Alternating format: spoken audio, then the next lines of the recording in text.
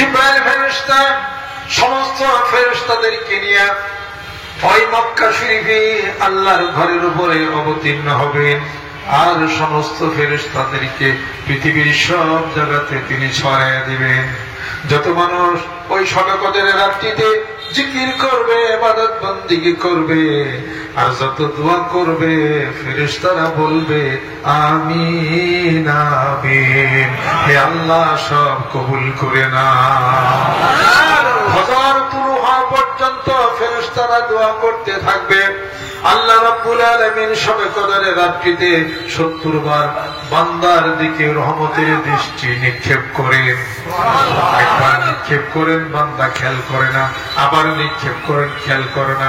এইভাবে করে আল্লাহ রাব্বুল আলামিন শবে কদরের রাত্রিতে 70 বার বান্দার দিকে রহমতের দৃষ্টি, কুদরতের দৃষ্টি দেয়, আর বলেন হাল মিন মুস্তাগফিরিন, আজকে এমন কোন ব্যক্তি কদরের রাত্রিতে, মহিমান্বিত রাত্রিতে আমি আল্লাহর কাছে ক্ষমা চাবে, আমি আল্লাহ রব্বুল আলামিন তোমার জীবনের সমস্ত গুনাহগুলি মাফ করে দেই।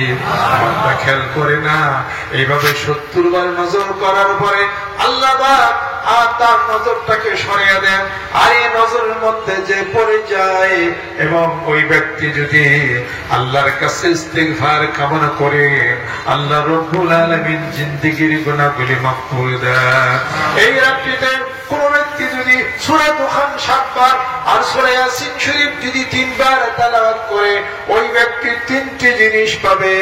1 নম্বর আল্লাহ পাক তার হায়াত বাড়িয়ে দিবেন, 2 নম্বর তার রিজিক বাড়িয়ে দিবেন, 3 নম্বর জীবনের সমস্ত গুনাহগুলি মাফ করে দিবেন। সুবহানাল্লাহ। রোজাদার বান্দাদের জন্য 2টি খুশির সংবাদ, লিসাইনি ফারহাতান, 2টি খুশির সংবাদ। একটি হলো ইন্দাল ইফতার, ইফতারের সময় একটা খুশির সংবাদ, বান্দা যা বলবে মহান মাবুদ তা কবুল করে নেবেন। আর দ্বিতীয় আরেকটা খুশির সংবাদ হলো ইন্দাল লিকাই রাব্বি, হাসরের ময়দানে মহান মাবুদের সঙ্গে দেখা হয়ে যাবে, সাক্ষাৎ হয়ে যাবে। আল্লাহ রাব্বুল আলামিন বলবে, ও রোজাদার বান্দারা, রোজা হলো আমার জন্য, as-সাওমুলি ওয়া আনা আজিবি, আমি রোজার প্রতিদান দিয়ে থাকবো, অথবা ওয়া আনা উজিয়াবি, আমি নিজেই বান্দাদের জন্য রোজার প্রতিদান হয়ে যায়। ও বান্দারা দেখো, তোমাদের জন্য রাইয়ান নামক জান্নাতকে সুশোভিত করা হয়েছে, আমি আল্লাহকে দর্শন করে পরিতৃপ্ত হয়ে ওই রাইয়ান নামক জান্নাতের মধ্যে প্রবেশ করে যাও। যেই ব্যক্তি রমজানের মোবারকের মাসে রোজা রাখলো কিন্তু তারাবির নামাজ আদায় করলো না, ওই ব্যক্তির রোজাটি এমন হয়ে যায়, একটি পাখিকে যদি 2টি ডানা কেটে দেওয়া হয়, পাখি উঠতে পারে না, জমিনের মধ্যে পড়ে ঝাপটাইতে থাকে।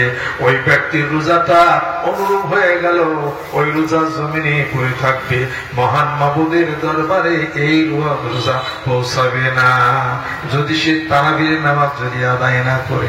যেই ব্যক্তি রোজা রাখলো কিন্তু বকাবাজি করলো, মিথ্যা কথা বললো, ওই লোকটি শুধু না খাইয়া থাকাই হলো, রোজার সার্থকতা তার কিন্তু হলো না। অতএব রমজানের মুবারকের মাসে আমরা যে ফেরটা দেই, ফেরটাটা আদায় করে দিতে হবে, যাকাত দিতে হবে। যেই ব্যক্তি যাকাত দিল তার ধন সম্পত্তি পবিত্র হয়ে গেল, যাকাত দিলে ধন সম্পত্তি বেড়ে যাবে। সারা বছর ভরা এত খাওয়া দাওয়া করলেন, 30টি রোজা যদি আপনি রাখেন, আমি যদি রাখি, দেহের যাকাত হয়ে যায়। আর মালের যাকাত, স্বর্ণের যাকাত, রূপার যাকাত যদি প্রদান করে, ওটা হলো মাল পবিত্র হয়ে গেল। রোজা রাখলে দেহ পবিত্র হয়ে যায়। জোরে জোরে কন্যা সুবহানাল্লাহ। আল্লাহ পাক আমাদের এই আয়োজনকে যেন কবুল করে নেন, রহমত করে নেন, বরকত করে নেন। ইফতারের আগ মুহূর্তে তো এখন মানুষ আজকের বার হয়ে সুবহানাল্লাহ।